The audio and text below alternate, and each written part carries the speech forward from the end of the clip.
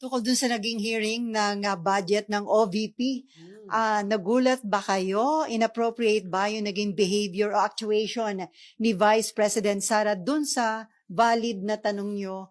May kaugnayan dun sa, ang pinag-uusapan pa naman yung libro na ang title ay Isang Kaibigan. Very inappropriate talaga. Nagitla nga ako physically napaganon ako Mhm.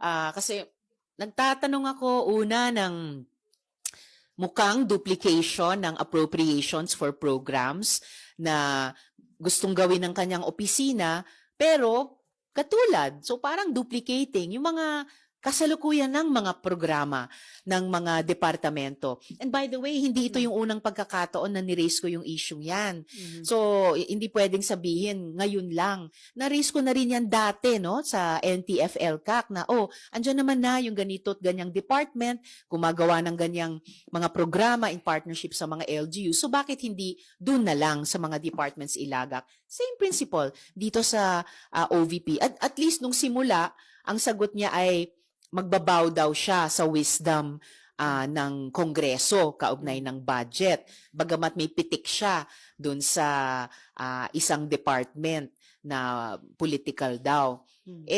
Yung pangalawang tanong ko, hindi na siya nagbabow down sa with wisdom of the Senate.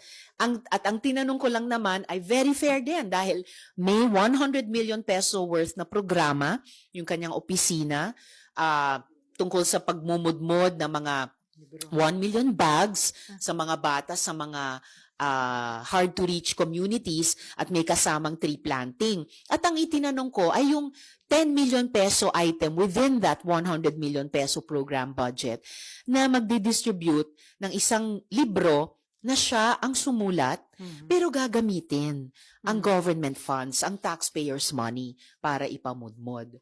So, napakatamang at tingin ko dapat lamang natanong pero gano'n ang naging sagot niya.